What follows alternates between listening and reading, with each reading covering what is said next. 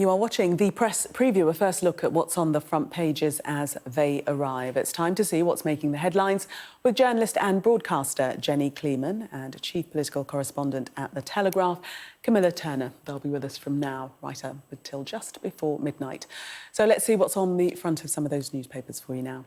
Well, the families of victims of the Manchester Arena attack are pictured on the front of The Guardian as it looks at the inquiry into MI5's devastating failings leading up to the bombing. The front of the Daily Express looks at former Prime Minister Boris Johnson's response to the new Brexit deal. The headline, Rishi's deal will not take back control. Is this proof the Partygate probe was a Labour plot, reads the front of the Daily Mail, as it leads on the appointment of Sue Gray as Sir Keir Starmer's Chief of Staff. The front of the Times also leads on this story with the headline, PM urged to block new job for party's inquisitor. The Metro leads with the great betrayal in reaction to the Hancock allegations, quoting the ex-health minister, has been betrayed.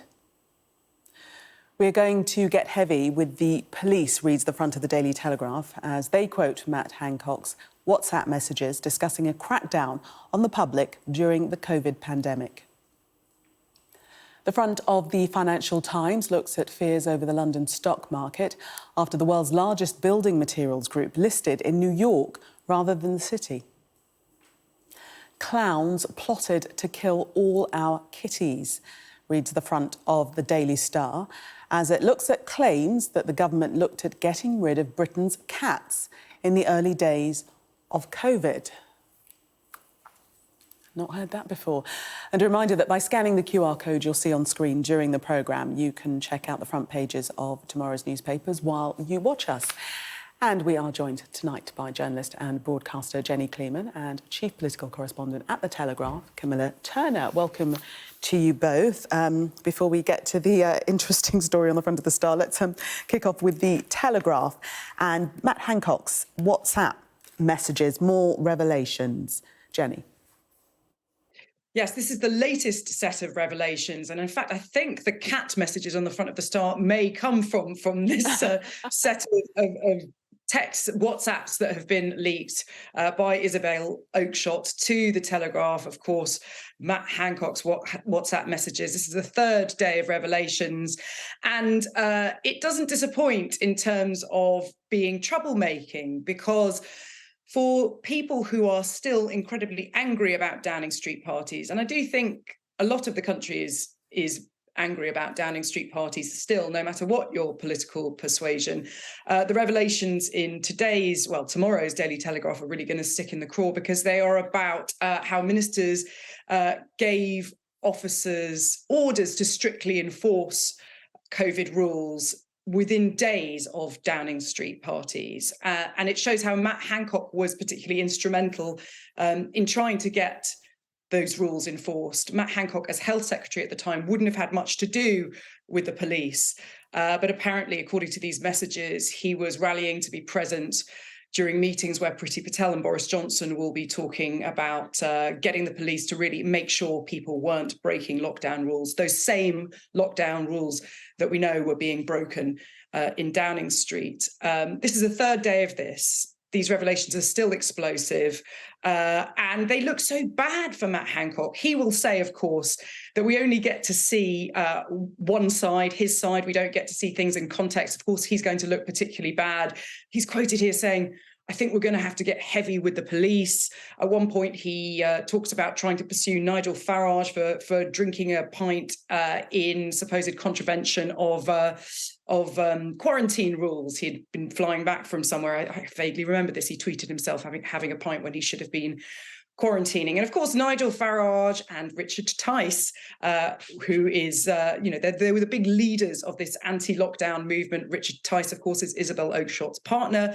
Isabel Oakeshott is the person who's leaked these messages. So if you're still following, it does look like there's a bit of a vendetta against Matt Hancock, but there is an arguable public interest in these messages. A lot of people will be extremely angry at the hypocrisy of ministers pushing for the police to be so heavy-handed as possible at a time when they weren't prepared to obey the rules themselves. Yes, and Camilla, what have you made of the increasing revelations day by day. Yes, so we're on the third day now of these Telegraph stories. The paper's been looking at them thematically. So we had care homes first, then schools and children next, and now we're on to police and the sort of enforcement of these COVID measures, which, of course, was one of the most controversial parts of what happened to the British society during the pandemic months. These very sort of heavy-handed tactics used by police to crack down on people having picnics, having barbecues, meeting perhaps more than one friend at a time, all these sorts of things that seem completely alien to our society normally, and even at the time drew some comparisons with a sort of Orwellian state. And here what we can see from these messages is really government ministers, senior officials, and Matt Hancock taking a sort of delight in these heavy-handed tactics and wanting the police to talking about giving the police marching orders, wanting to get heavy with the police. So really trying to urge ever stricter law enforcement. And this is particularly interesting, I think, given that the government throughout this period and in general stressed the operational independence of the police. But here we can see actually senior police officers being hauled into Downing Street and told they need to be even stricter with the public than they are already. Just very quickly, just another line on this story, Jenny. The article's suggesting that this perhaps cast doubt on the COVID inquiry, the much delayed COVID inquiry. Do you agree with that? Well, I mean, I think the issue with all of this and the justification for releasing these messages is that the inquiry is going to take too long. It's in the public interest to put these messages out there. I don't know. I think if it was in the public interest to put these messages out there, maybe Isabel Oakeshott should have done that before she worked on the book with Matt Hancock and took the fee to work on that book. I don't know whether or not this is going to jeopardise the inquiry, because the inquiry is going to have everyone's messages, we'd hope, and not just Matt Hancock's. But it certainly doesn't help the inquiry necessarily, because there is opinions being formed without all the evidence being at hand. OK, let's move to the Times and the appointment of Sue Gray as Sir Keir Starmer's Chief of Staff, not an appointment that is looked on favourably by the Conservatives. Camilla. Yes, that's right. So this Times story talks about the Prime Minister being urged to block this new job for Sue Gray. Sue Gray, of course, a veteran civil servant who rose to fame when she led the Partygate inquiry. Until that time, she was probably little known outside of Whitehall circles. And now she's accepted this new job. She's quit the civil service and she's going to be working as Keir Starmer's Chief of Staff. Now, this has infuriated allies of Boris Johnson, who say this shouldn't be allowed to happen, first of all. Second of all, doesn't this just show that the Partygate inquiry was one big stitch-up? It was an attempt to sort of paint Boris Johnson as a villain, and now we can see Sue Gray's true colours. And they're saying the Prime Minister's being urged to block this new job for Sue Gray. So whether that will happen or not remains slightly unclear, and whether it's fair to say that Sue Gray is somehow didn't carry out the Partygate inquiry properly just because she's now leaving the civil service to work for Labour. I'm sure she would also argue that that's a slightly unfair criticism. But nevertheless, this is something that has really riled up the allies of Boris Johnson. Jenny, the claim is that she could use privileged information to benefit Labour, and that's the suggestion. Obviously, civil servants are meant to be neutral. I think it's a fair point to say that she made details of allegations against other Conservative MPs, which could be exploited by Labour. The question is, how much of a grace period is she going to get between jobs? How much gardening leave? I think Labour assumes she's going to have some gardening leave. She wouldn't just step straight into the job. But, you have to remember, she was absolutely bigged up by the Conservatives when she was appointed to investigate Partygate as a completely unimpeachable, impartial source. So the idea that, you have the kind of usual suspects of Jacob Rees-Mogg and Nadine Dorries saying that this means that the Partygate inquiry was a stitch up and that it's part of some kind of internal Labour plot. I think that's the front of the Daily Mail. I think that's taking things to extremes. But it is fair to say that moving forward, it is slightly awkward because she will be privy to a lot of information that might potentially be useful to the Labour Party. And I think that there's some grumblings within the civil service about how this might cast civil servants in a more dubious light, that civil servants will fear that they won't be seen as impartial in future. They will be seen as maybe people who have eyes on a future political role. Do you agree with that, Camilla, that this has raised an issue for civil servants and their impartial role? I think it's an interesting broader point that's, some people are having that debate already, this idea that the civil servants have sort of given up on the Tory government. There's leaks coming out left, right and centre, all these complaints going in about ministers, and this idea that actually they're just kind of sitting around now and waiting for a Labour government to come in. Whether I think you can extrapolate that view just from this one move by one person, albeit a high-profile individual, but just by Sue Gray leaving the civil service to work for Labour, it seems like a bit of a stretch to then say, oh, everyone in the civil service wants to work for Labour. But I think that is a view that's been going around Whitehall, this idea that it's kind of knives out for the Tories because some people within the civil service feel like, frankly, this is the dying days of a Conservative government and they're now just waiting around for Labour to come in. And Jenny, can the Prime Minister ultimately block this move? I know he can hold up the appointment and she can be on prolonged gardening leave, but could he ultimately block the appointment, do we know? Well, the Financial Times says so. It says that Rishi Sunak is considering blocking her from taking up the role. It is interesting. It's not just any old role. I mean, Keir Starmer's Chief of Staff, their job is to prepare Labour for government. And I think her appointment would be seen as an endorsement for Labour, that they're seen as a serious contender for government. They have serious people working behind the scenes. So I'm sure Rishi Sunak would want to step in if he possibly could. I don't know the ins and outs of appointment processes when it comes to this kind of role or when it comes to civil servants moving on. But the FT certainly says it's something that he's looking at. Interesting. Jenny and Camilla, stay with us both. We're going to take a break coming up. Families' fury at devastating MI5 failings in Manchester bombing. That's on the front of The Guardian. Do stay with us for more.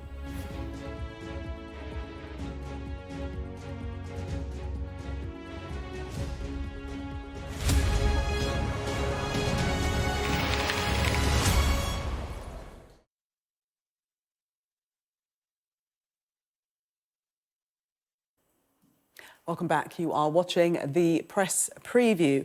Still with me, journalist and broadcaster Jenny Kleeman and the Telegraph's chief political correspondent Camilla Turner. Welcome back to both of you. Let us have a look at The Guardian and this story concentrating on the report on the Manchester Arena attack and the failings of MI5 pictured there.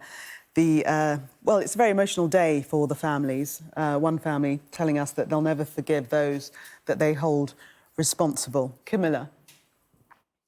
Yes, that's right. This is now the final report of the public inquiry into the Manchester Arena attacks, and some very stark findings from the inquiry saying that there were significant missed opportunities to stop this attack, and that had intelligence been acted on sooner by the security services, then there may have been a chance to avoid such a terrible disaster, which of course was the deadliest plot we've had on UK soil since the 2005 attacks in London.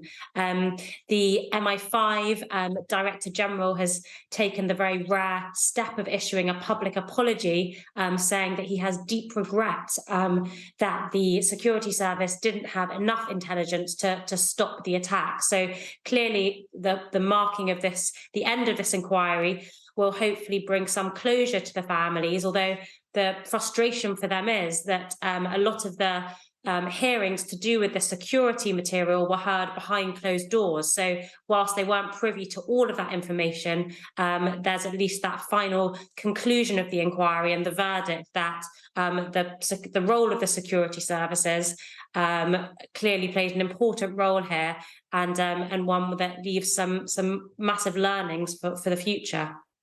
Yes, and you do wonder, Jenny, whether they can ever get closure. There's a quote here from Andrew Roussos, whose 8-year-old daughter, Safi Rose Roussos, was killed in the blast. He blamed MI5 for a cataclysmic failure. He said the spy agency was not fit to keep us safe and therefore not fit for purpose. I mean, it doesn't sound as if the ending of the reports, the inquiry, is going to bring any closure whatsoever for the families.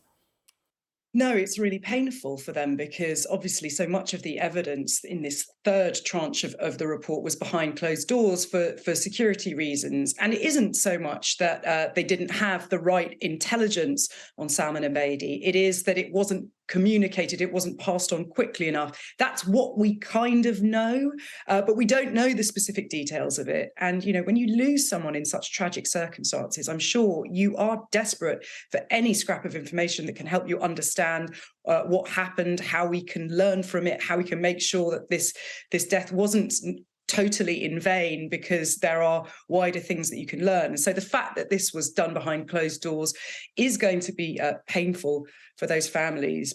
The one thing that we do know from these three parts of this investigation is that this terrorist atrocity shouldn't have happened. He slipped through the net. Fewer people may have died if the emergency services acted differently, if the police acted differently, and if the security services acted differently. So it's a very painful, very difficult set of conclusions for families at the end of a very long inquiry. And Camilla, you mentioned the MI5 director's apology. How significant do you think that really is? I think that is quite a significant step here because, of course, we don't often hear much from MI5. They sort of operate covertly behind closed doors. It's not an agency that has a huge amount of interaction with the public. But I do think, given the seriousness of the conclusions of this report and just how much some of that culpability is placed onto MI5 and how they could have done more, they could have acted faster, they had intelligence, but they didn't use it speedily enough to intervene to perhaps stop this attack from going ahead. I do think that the pressure on MI5 to say something rather than just remaining silent probably was just too big in this occasion, meaning that they were almost forced into this quite public apology. To the Express, Jenny, and former Prime Minister Boris Johnson shouting from the rooftops that he will not be supporting Rishi Sunak's Brexit deal. Yet another intervention from the former Prime Minister. Yet another intervention. You know, this is a man who at one point couldn't decide whether or not to campaign for Leave or Remain, has now set himself up as the perpetual arbiter of what Brexit is. And he says Brexit is not Rishi Sunak's deal in Northern Ireland. I think Boris Johnson is not as relevant as he was. He's less relevant than he's ever been for years, and he is just an irritant now. I think he knows this himself. He said today at the speech at Queen Elizabeth Hall, where all the other Conservative MPs were on this big away day that he didn't attend. He said he was conscious of the momentum and it was not going his way. He knows it isn't with him, but he's not going to vote for this deal. So you can't help but think, what is he doing then? Just trying to be annoying, just biding his time to see whether or not he can come back if there's an opportunity. There is going to be some sort of rebellion whenever a vote on this deal comes, but how big it will be is another question. The ERG seems to be split, and Boris Johnson doesn't hold the sway that he used to. Jacob Rees-Mogg has said he's going to support Rishi Sunak. If Jacob Rees-Mogg is saying it, I don't think people are necessarily listening to Boris Johnson the way they used to. But Camilla, would you actually ever expect him to support Rishi Sunak's Brexit deal? Because in doing that, then he's admitting that his efforts were very, very poor. Yes, I think that's right. And one way you can read this whole, what's played out over the past few weeks with this Brexit deal that Rishi's secured with the EU is that really you can see it as a fight between Boris and Rishi. We had just before the big deal was revealed by Rishi Sunak, we had an intervention from Boris Johnson saying it would be a great mistake to abandon the Northern Ireland Protocol Bill, which of course is something Boris Johnson pioneered during his time as Prime Minister. We then have Rishi Sunak saying, I've got this great deal and there's no need for the Northern Ireland Protocol Bill anymore. I'm going to completely rip that up and get rid of it. So, there goes Boris Johnson's legacy. We've now had Boris intervening once again saying, well, I'm not going to vote for this deal. I still think we need to keep the bill. So we've got this tussle going on between Rishi Sunak and Boris Johnson, the current and the former Prime Minister, clearly people who aren't each other's biggest fans. And I think what will be interesting about this latest Boris intervention is just how much sway it will hold on other Conservative Party MPs. We've had plenty of MPs, I think over 100, including some of the most ardent Brexiteers, already saying they support the deal. We are waiting to hear from others. So Indeed. It remains to be seen whether Boris's influence is what it used to be. Jenny, just very quickly, the Daily Star front page, tell us why all of our cats had a very near miss with death. I wish I could. This clearly comes from some of these leaked WhatsApps, but it just goes to show that in the early days of the pandemic, nobody knew what was going on. There was an idea that perhaps we may need to cull all the cats in case they were vectors of COVID. Fortunately, that idea didn't catch on, and the cats have lived to see another day. Thank you very much. Very concise. We still don't know the answer to that question. Thank you both, Jenny and Camilla. Let's take a look at the weather for you now.